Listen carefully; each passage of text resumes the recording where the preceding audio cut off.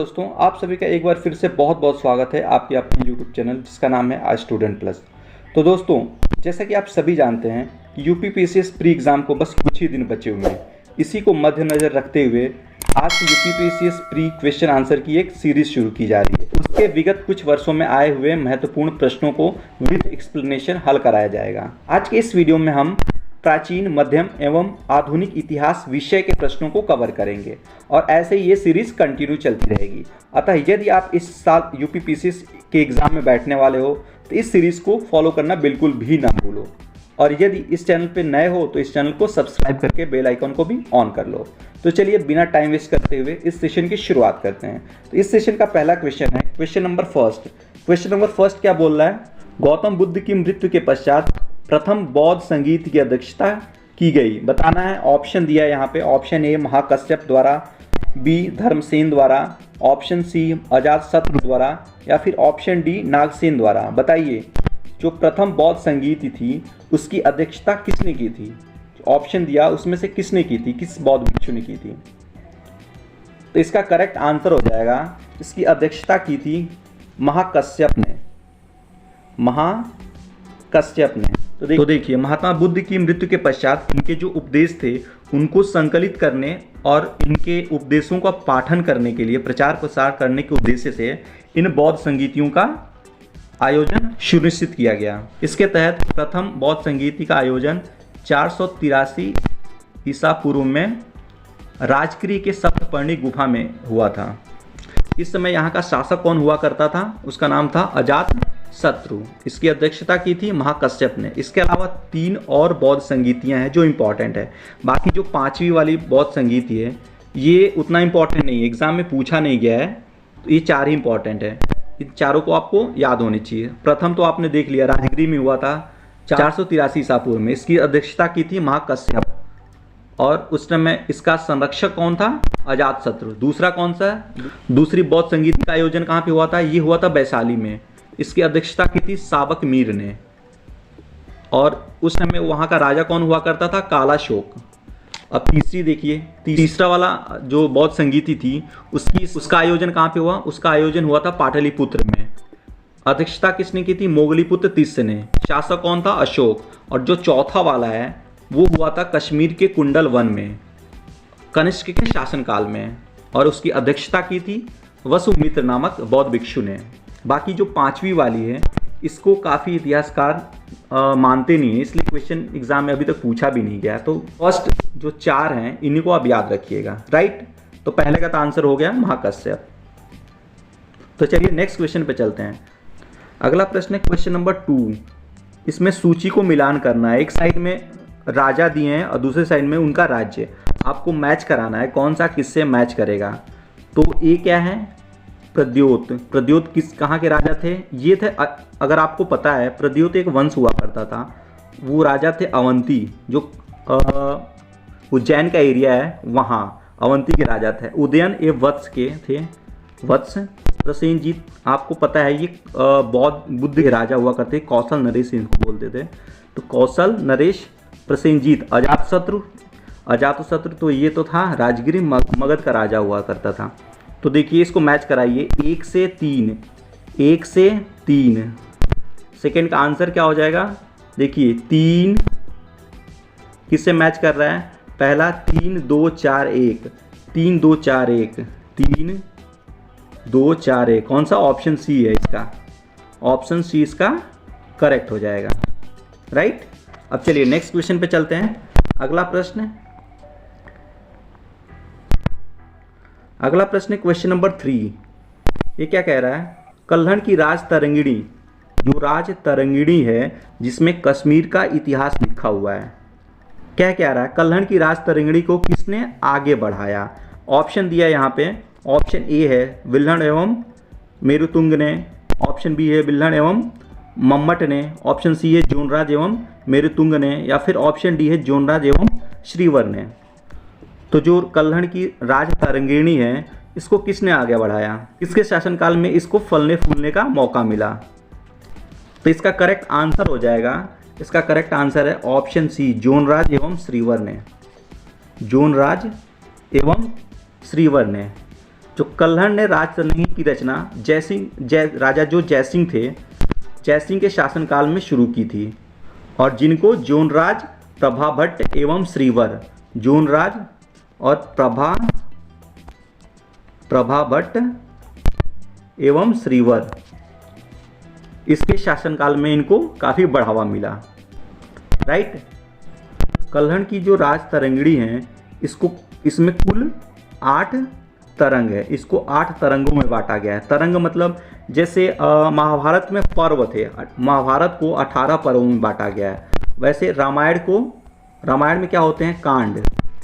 रामायण को कुल 7 कांडों में बांटा गया है, जैसे बाल कांड, अयोध्या कांड, किष्किंधा कांड, एक्सेट्रा, सुंदर कांड, ये सारी चीज़ें हैं, 8 कांड।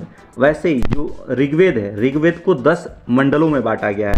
और ये सारी चीज़ें मतलब चैप्टर वाइज समझ लीजिए। तो राजतरंगिणी इसको 8 तरंगों में विभाजित किया गया है, 8 तरंग। राइट। तो इसका करेक्ट आंसर है ऑप्शन डी। चलिए नेक्स्ट क्वेश्चन पे चलते हैं। Question number 4। क्वेश्चन नंबर 4 क्या है? सर्वप्रथम लोक निर्माण विभाग की स्थापना किसने की थी? आपको बताना है जो PWD डिपार्टमेंट है, लोक निर्माण विभाग, इसकी स्थापना सबसे पहले किसने की थी? ऑप्शन ए है इल्तुतमिश ने, ऑप्शन बी है बलबन ने, ऑप्शन सी है अलाउद्दीन खिलजी ने, या फिर ऑप्शन डी है फिरोज शाह तुगलक ने। बताइए। PWD, इसकी शुरुआत किसने की थी? स्थापना किसने की थी? इसकी स्थापना की थी ऑप्शन डी। कौन? फिरोज शाह तुगलक। इसको सल्तनत वंश का अकबर भी कहते हैं। इसको सल्तनत काल का अकबर, फिरोज शाह तुगलक। इसके अलावा इसने क्या किया था? इसने जौनपुर को भी बसाया था। तो ये तो हो गया लोक निर्माण विभाग। इसके अलावा एक और क्वेश्चन पूछता है, PDS, पब्लिक डिस्ट्रीब्यूशन सिस्टम, मतलब सार्वजनिक वितरण प्रणाली, इसकी शुरुआत किसने की? जो राशन पे, जो गरीबी रेखा से जीवन यापन करने वाले लोग हैं, उनको राशन की दुकानों पे सस्ते दामों में अनाज मिलता है। पता होगा आपको, 2 रुपये 3 रुपये किलो चावल, गेहूँ, दाल एक्सेट्रा। तो ये शुरुआत किसने की थी सबसे पहले? तो ये शुरुआत की थी अलाउद्दीन खिलजी ने। PDS सिस्टम किसका था? सार्वजनिक वितरण प्रणाली, अलाउद्दीन खिलजी का। और जो इसका आंसर है, पूछा क्या है? PWD डिपार्टमेंट, ये शुरू किया था फिरोज शाह तुगलक ने, जो इसका आंसर होगा इस क्वेश्चन का। राइट। चलिए नेक्स्ट क्वेश्चन पे चलते हैं। Question number 5। क्वेश्चन नंबर 5 क्या है? किसने सल्तनत काल में डाक व्यवस्था का विस्तृत विवरण दिया है? अच्छा, ये इतिहासकार हैं। ऑप्शन देखिए, option A Amir Khusro, option B Ibn Battuta, option C Sultan Firoz Shah, और या फिर ऑप्शन डी जियाउद्दीन वर्नी। ये सारे इतिहासकार हैं। किसकी रचना में डाक व्यवस्था का विवरण प्राप्त होता है, यही पूछ रहा है। तो आंसर क्या हो जाएगा? इसका आंसर है ऑप्शन बी, इब्न बतूता। ये किसके शासनकाल में भारत आया था? ये आया था भारत मोहम्मद बिन तुगलक, MBT के शासनकाल में। इसके शासनकाल में ये भारत आया। था कहाँ का? ये मोरक्को का निवासी था। जो अफ्रीका का मोरक्को देश है, वहाँ का निवासी था। आया था मोहम्मद बिन तुगलक के शासनकाल में भारत। तुगलक ने इसे दिल्ली का काजी नियुक्त किया था। जो MBT था, इसने इसे किसके? इब्न बतूता को दिल्ली का काजी नियुक्त किया था। और इसकी एक प्रसिद्ध रचना है जिसका नाम है रेहला। ये भी एग्जाम में पूछता है, रेहला किसकी रचना है? ये यात्रा वृत्तांत है, किसकी है? इब्न बतूता का। तो इसका करेक्ट आंसर क्या हो जाएगा क्वेश्चन नंबर 5 का? Option B. राइट। चलिए नेक्स्ट क्वेश्चन पे चलते हैं, क्वेश्चन नंबर 6 पे। क्वेश्चन नंबर 6 क्या है? क्वेश्चन नंबर 6 है, किसने एक तरफ संस्कृत मुद्रा लेख के साथ चांदी के सिक्के निर्गत कराए? ऑप्शन क्या है? Option A Mohammad bin Qasim, option B Mahmud Ghazni, C Shershah, या फिर ऑप्शन डी अकबर। किसने संस्कृत मुद्रा लेख के साथ चांदी के सिक्के निर्गत कराए थे? अच्छा हाँ, तो इसका करेक्ट आंसर क्या है? इसका करेक्ट आंसर हो जाएगा ऑप्शन नंबर बी, जो महमूद गजनी था, इसके द्वारा माँ लक्ष्मी और गणेश की आकृति से युक्त चांदी के सिक्के जारी करवाए गए थे। किसके द्वारा? महमूद गजनी के द्वारा। करेक्ट। चलिए नेक्स्ट क्वेश्चन पे चलते हैं। Question number 7। क्वेश्चन नंबर 7 क्या है? शर्की सुल्तानों के शासनकाल में निम्न स्थानों में से किसे पूर्व का शिराज कहा जाता है? बताइए। अच्छा क्वेश्चन है। ऑप्शन ए है आगरा, ऑप्शन बी है दिल्ली, ऑप्शन सी है जौनपुर या फिर ऑप्शन डी है वाराणसी। किसे कहते हैं पूर्व का शिराज? तो इसका करेक्ट आंसर हो जाएगा ऑप्शन नंबर सी, जो जौनपुर है, जिसकी स्थापना किसने की थी? इसकी स्थापना की थी फिरोज शाह तुगलक ने। फिरोज शाह तुगलक, राइट। तो इसका आंसर हो जाएगा ऑप्शन सी। चलिए नेक्स्ट क्वेश्चन पे चलते हैं। Question number 8। क्वेश्चन नंबर 8 क्या है? अपनी मुद्रा विजय काव्य में अपने पति के विषय के अभियानों का वर्णन करने वाली कवयित्री कौन थी? बताइए। तो इसका करेक्ट आंसर हो जाएगा ऑप्शन नंबर बी। ये घटना है विजयनगर अंपायर की। विजयनगर साम्राज्य में जो बुक्का था, हरिहर और बुक्का ने अपने बेटे कुमार कंपन को मदुरा विजय के लिए भेजा था। जो मदुरा मतलब मदुरई से संबंधित है, पुराने समय में इसको मदुरा कहते थे। तो उसने यहाँ पे गया और इसको मदुरा को जीत लिया।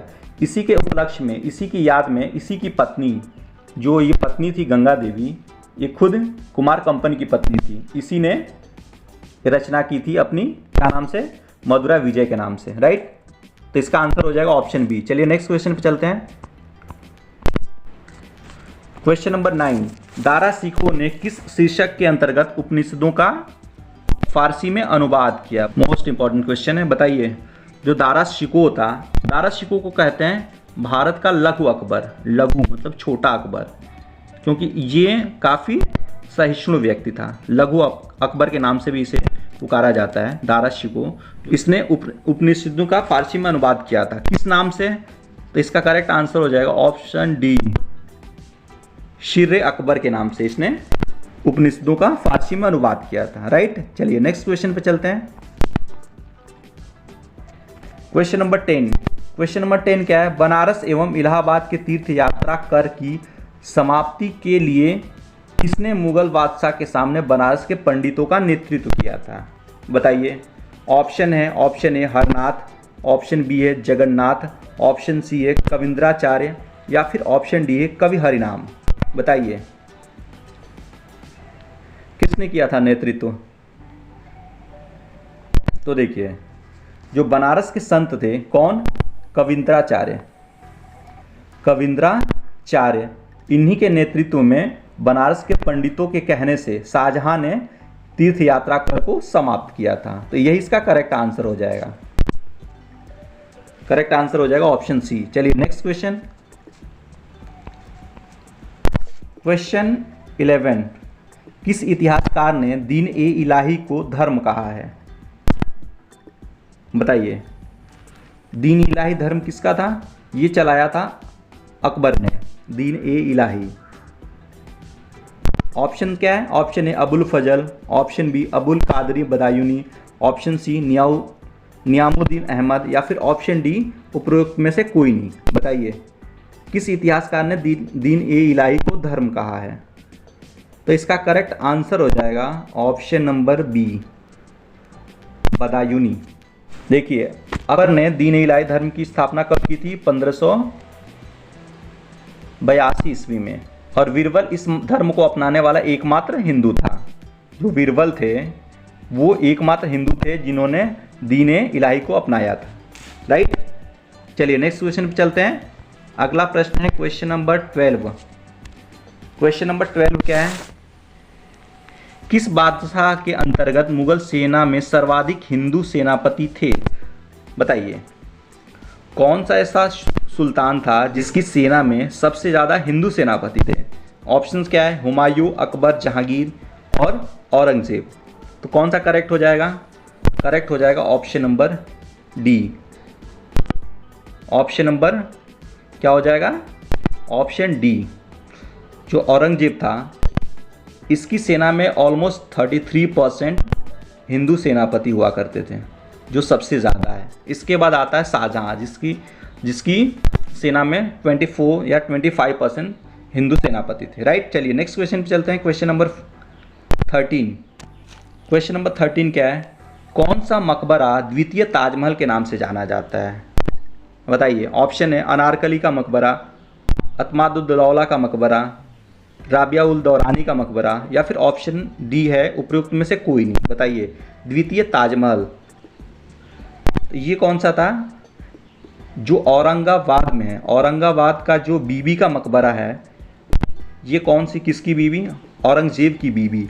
औरंगजेब ने ये मकबरा बनाया था, जो हूबहू ताजमहल जैसा ही दिखता है, लेकिन ये कलर में जैसे ताजमहल वाइट में है तो ये ब्लैक में है। ये कहाँ पे स्थित है? औरंगाबाद में। तो इसका करेक्ट आंसर क्या हो जाएगा? ऑप्शन सी, राबिया उल दौरानी। ये नाम था औरंगजेब की वाइफ का। तो इसका करेक्ट आंसर हो जाएगा। चलिए अगले प्रश्न की तरफ चलते हैं। अगला प्रश्न है क्वेश्चन नंबर 14। क्वेश्चन नंबर 14 क्या कह रहा है? निम्नलिखित में सबसे बाद में क्या हुआ? ये टाइम पीरियड आपको डिसाइड करना है सबसे एंड में। तो सबसे पहले देखिए, हड़प की नीति। हड़प की नीति कब आई थी? तो हड़प की नीति आई थी 1848 में। कब? ये 1848 में। अच्छा, और नेक्स्ट क्या? बंगाल विभाजन कब हुआ था? 1905 में। 1905 में बंगाल विभाजन।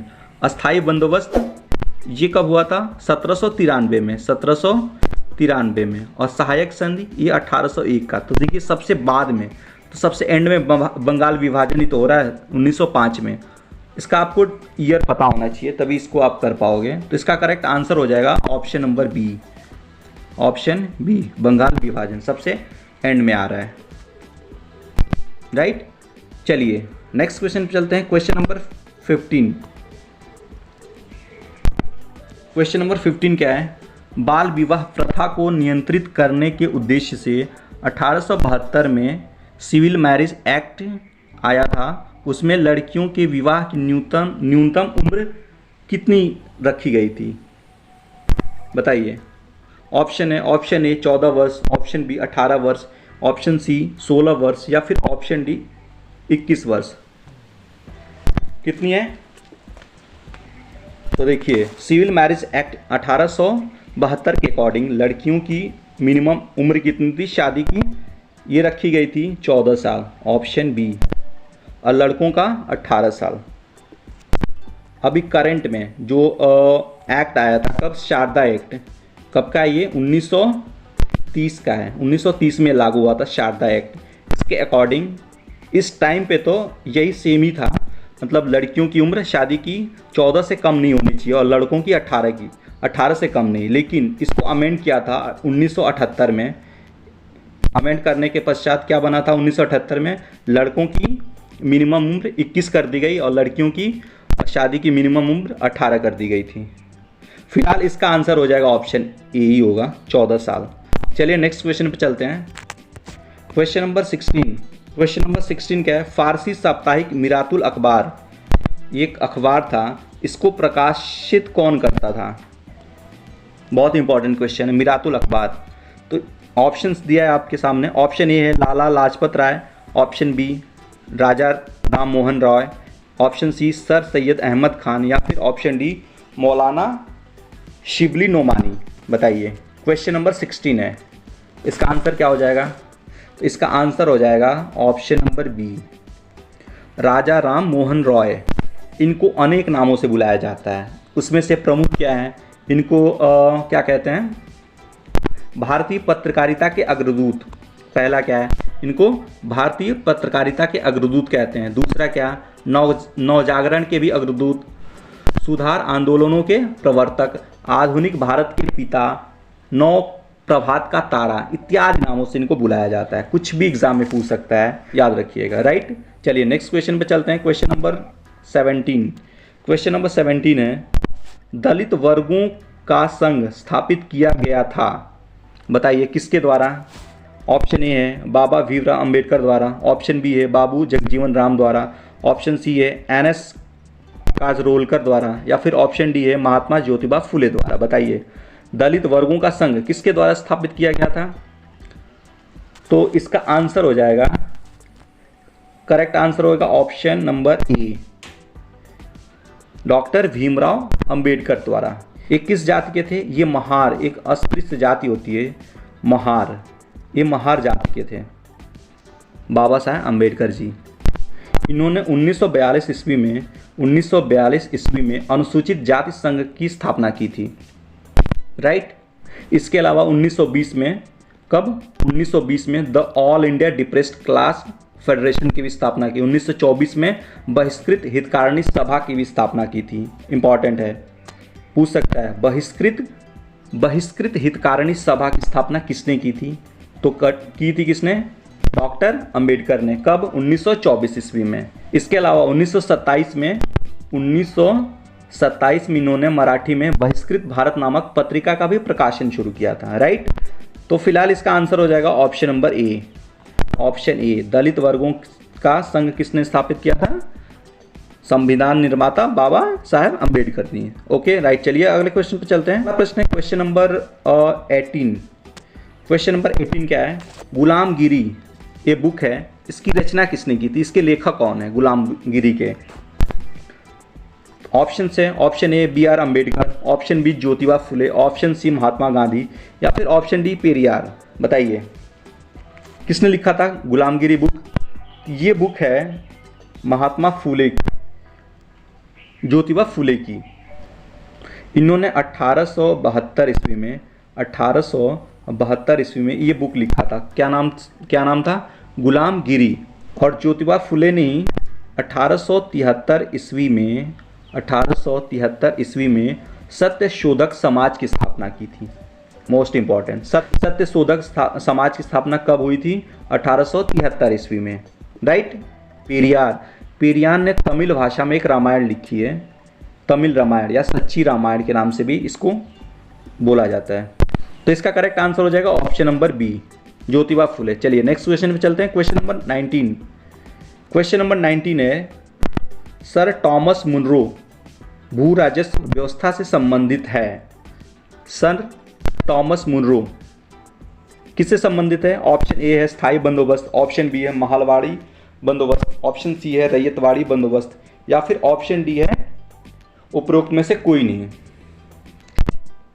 तो देखिए, जैसा कि आप सभी जानते हैं कि पुराने समय से ही भू राजस्व राज्य के आय का एक प्रमुख स्रोत रहा है। इसलिए यदि आपने नोटिस किया होगा तो इतिहास में सबसे ज़्यादा आंदोलन कृषक आंदोलन ही हुए हैं, राइट। इसी क्रम में 18वीं शताब्दी के अंत में ब्रिटिशर्स ने जो भू राजस्व कर वसूलने की एक व्यवस्था ईजाद की, जिसमें से एक पहला था ये वाला स्थायी बंदोबस्त, या फिर इसको बोलते हैं जमींदारी बंदोबस्त, या फिर इस्तमरारी, ये तीनों नाम से इसको बुलाया जाता है। यह ईस्ट इंडिया कंपनी और बंगाल के जमींदारों के मध्य कर वसूलने की एक डील थी। कौन सी? स्थायी बंदोबस्त। इसमें क्या होता था? जमीन का मालिक जमींदार होता था और इसकी जिम्मेदारी होती थी किसानों से, कृषकों से कर वसूल कर ईस्ट इंडिया कंपनी को देना। यदि एक निश्चित राशि एक निश्चित समय से पहले नहीं देता था जमींदार, तो उसकी जमींदारी नीलाम कर दी जाती थी। इस कानून को सूर्यास्त कानून भी कहते हैं। सूर्यास्त कानून भी एग्जाम में पूछता है, सूर्यास्त कानून किससे संबंधित है? तो इसका आंसर हो जाएगा स्थायी बंदोबस्त या फिर जमींदारी बंदोबस्त। वैसे इसका आंसर हो जाएगा ऑप्शन सी, रैयतवाड़ी। रैयतवाड़ी में जमीन का मालिक खुद स्वयं कृषक होता था और उसी की जिम्मेदारी होती थी कंपनी यानी ईस्ट इंडिया कंपनी को लगान देने की। ब्रिटिश भूभाग के लगभग 51% रीजन में यही वाली व्यवस्था थी। कौन सी? रैयतवाड़ी।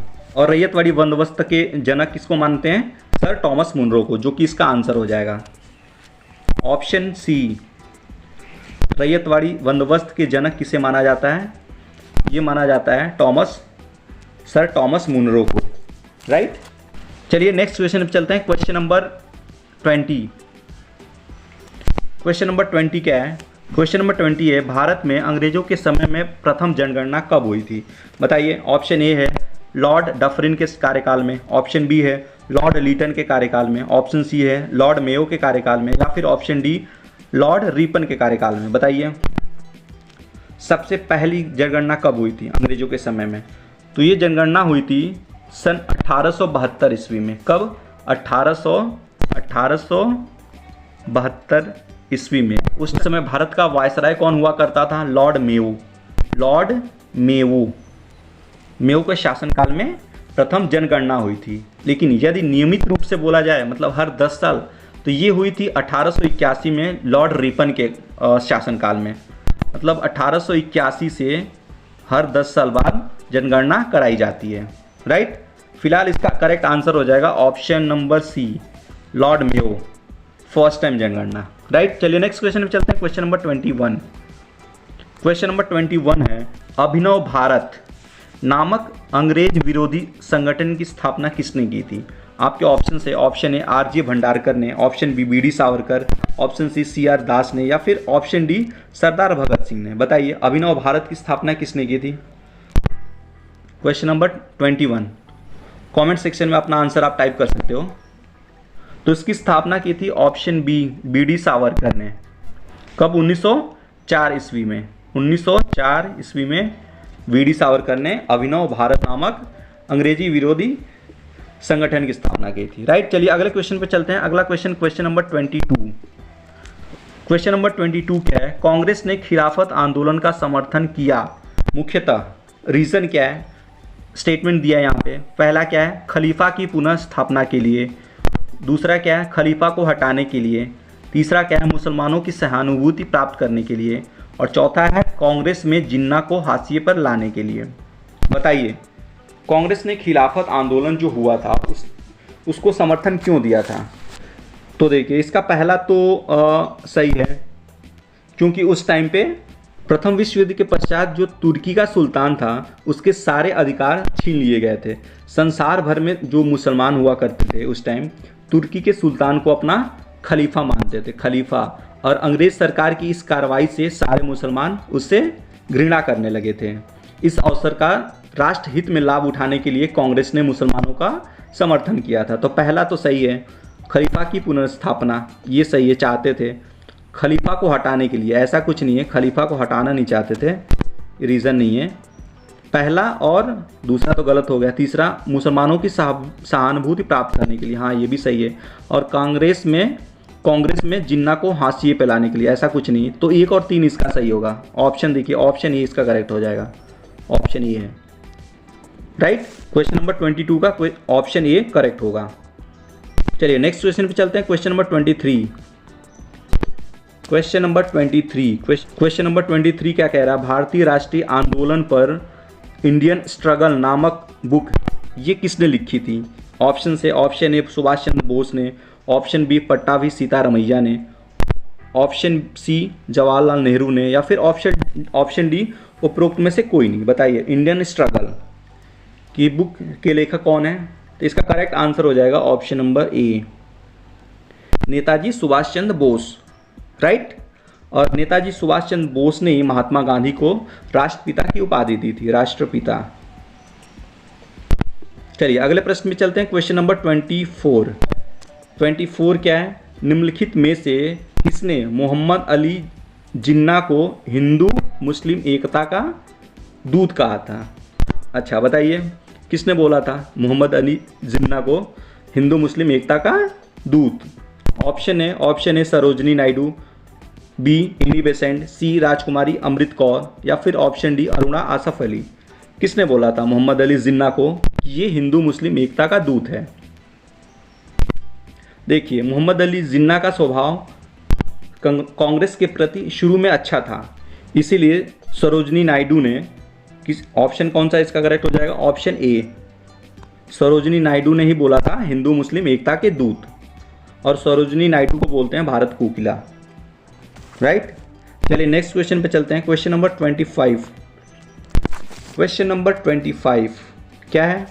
हरिपुरा जहां भारतीय कांग्रेस का वार्षिक अधिवेशन वर्ष 1938 में आयोजित किया गया था, जिसकी अध्यक्षता की थी सुभाष चंद्र बोस ने, वह निम्नलिखित राज्य में स्थित है। आपको बताना है हरिपुरा है कहाँ।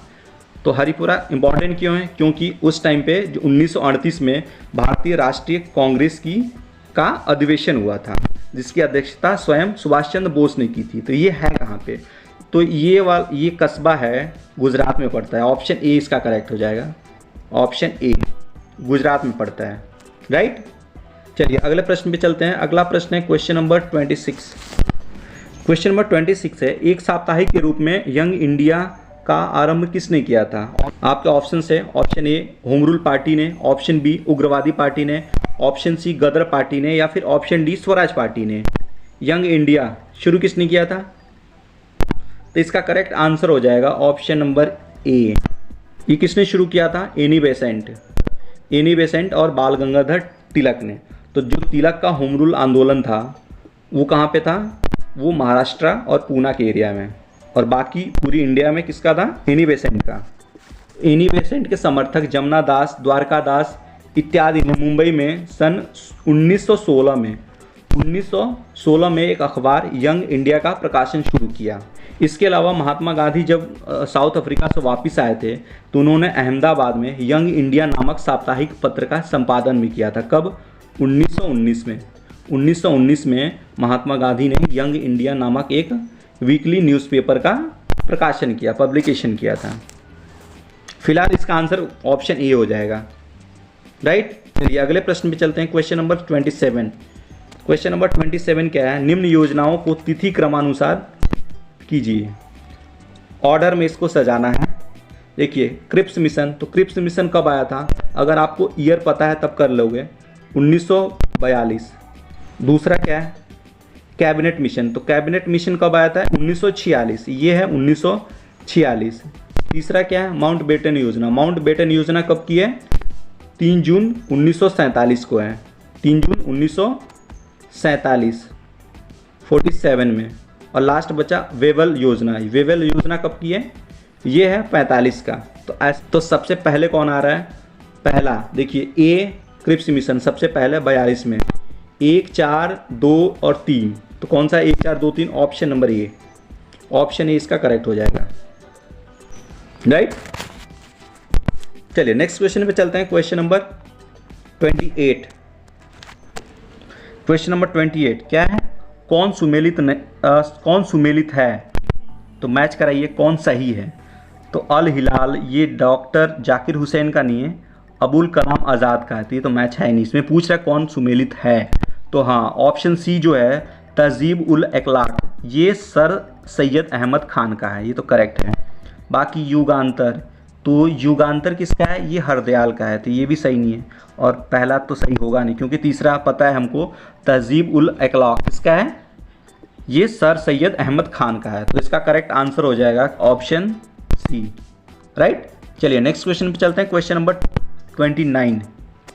क्वेश्चन नंबर 29 क्या है? निम्नलिखित कूट का उपयोग करते हुए निम्न आंदोलन को तिथि क्रमानुसार सही स्थान पर रखिए। इसको असेंडिंग ऑर्डर में सजाना है। इसको सबसे पहले क्या, फिर उसके बाद और एंड में क्या। तो देखिए सविनय अवज्ञा आंदोलन, तो सविनय अवज्ञा आंदोलन कब हुआ था? ये था 30 में, 1930। उसके बाद खिलाफत आंदोलन 1919। खिलाफत आंदोलन कब? 1919। असहयोग आंदोलन 1920। और लास्ट में कौन सा बचा? भारत छोड़ो आंदोलन, ये 42 का है, सभी जानते हैं। तो मैच कराइए 2, 3। पहले 1919 खिलाफत, 3 असहयोग, 19, 20। उसके बाद 1 और 4, 2, 3, 1, 4। 2, 3, 1, 4 किस में है? Option number C. Option C इसका करेक्ट हो जाएगा क्वेश्चन नंबर 29 का। चलिए अगले प्रश्न की तरफ चलते हैं। अगला प्रश्न है question number 30। Question number 30 number. London में संपन्न हुए गोलमेज सम्मेलन में भारतीय ईसाइयों का प्रतिनिधित्व किसने किया था? बताइए। ऑप्शन ए है राव बहादुर श्रीनिवास, ऑप्शन बी है sir Akbar Hydari, option C है सर AP पेट्रो, या फिर ऑप्शन डी है KT पॉल। किसने किया था? गोलमेज सम्मेलन लंदन में जो आयोजित हुए थे, इस सम्मेलन की अध्यक्षता की थी ब्रिटिश प्रधानमंत्री मैकडोनाल्ड ने। बताइए भारतीय ईसाइयों की तरफ से रिप्रेजेंट किसने किया था? तो इसका करेक्ट आंसर हो जाएगा option number D, KT Paul.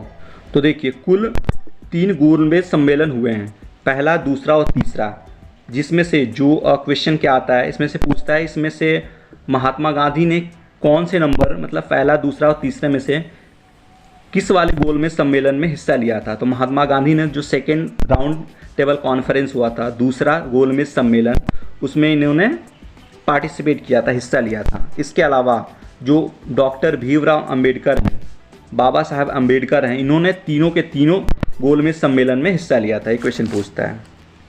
इसका आंसर हो जाएगा ऑप्शन डी। अगला प्रश्न क्वेश्चन नंबर 31। अगला क्वेश्चन क्या है? 31। निम्नलिखित में से किसने डॉक्टर भीमराव अंबेडकर पर यह कहकर आक्रमण किया कि अंबेडकर को उदार ब्रिटिश सरकार द्वारा थोपा गया नेतृत्व प्राप्त हुआ था, क्योंकि इसकी सेवाएं राष्ट्रवादी नेताओं को बाधा पहुंचाने के लिए आवश्यक थीं? बताइए किसने बोला था ये अंबेडकर के बारे में? ऑप्शन ए है महात्मा गांधी, ऑप्शन बी है सुभाष चंद्र बोस, ऑप्शन सी है डॉक्टर BM मुंजे, या फिर option D sir Mirza Ismail. तो इसका करेक्ट आंसर हो जाएगा option C. Option C, doctor BM Munje. Right. चलिए अगले प्रश्न पे चलते हैं। Question number 32। क्वेश्चन नंबर 32 क्या है? वर्ष 1940 ईस्वी में मुस्लिम लीग के अधिवेशन में पाकिस्तान के सृजन का प्रस्ताव किसने रखा था? तो ये आइडिया किसका था? पाकिस्तान नाम दिया किसने थे? आपके ऑप्शंस हैं। ऑप्शन क्या है? MM Jinnah, option B Mohammad Iqbal, option C Rahmat Ali, या फिर ऑप्शन डी खलीकुज्जमा। किसने नाम दिया था पाकिस्तान? तो इसका करेक्ट आंसर हो जाएगा ऑप्शन नंबर सी, रहमत अली चौधरी। जबकि जो खलीकुज्जमा है, इसने पाकिस्तान की मांग का प्रस्ताव लीग के सामने रखा था, मुस्लिम लीग के सामने। फिलहाल इसका आंसर हो जाएगा ऑप्शन नंबर सी, रहमत अली। राइट। चलिए अगले प्रश्न पे चलते हैं। Question number 33। क्वेश्चन नंबर 33 क्या है? द्वितीय गोलमेज सम्मेलन, देखिए, जिसमें महात्मा गांधी ने हिस्सा लिया था, में कांग्रेस के एक प्रतिनिधि के रूप में भाग लेने के लिए महात्मा गांधी बम्बई से लंदन जिस पानी के जहाज में गए थे उसका नाम क्या था? अच्छा बताइए। Option A SS Rajputana, option B SS Viceroy of India, option C SS Multan, या फिर option D SS Conte Rosso. किस जहाज से गए थे लंदन? तो इसका नाम था SS Rajputana, option number B. Mahatma Gandhi SS Rajputana नामक पानी के जहाज से लंदन के लिए यात्रा किए थे। राइट। चलिए अगले प्रश्न पे, इस सेशन का last question, question number 34। Congress अपने पतन की ओर लड़खड़ा रही है और भारत में रहते हुए मेरी महत्वाकांक्षा में से एक है कि मैं उसकी शांतिपूर्ण मृत्यु में मदद कर सकूं। ये कथन किसका है? ये किसने बोला था? Option A Cripps, option B Curzon, option C Dufferin, या फिर ऑप्शन डी इरविन। बताइए ये वाक्य किसका है? तो ये वाक्य है लॉर्ड कर्जन का, ऑप्शन नंबर बी। राइट। इसी के शासनकाल में बंगाल विभाजन हुआ था, बंगाल विभाजन 1905 में। ओके, तो ये था आज का सेशन। आई होप आपको पसंद आया होगा। यदि वीडियो पसंद आई तो इस वीडियो को लाइक ज़रूर करें और दोस्तों में भी शेयर करें। मिलते हैं नेक्स्ट वीडियो में, तब तक के लिए जय हिंद,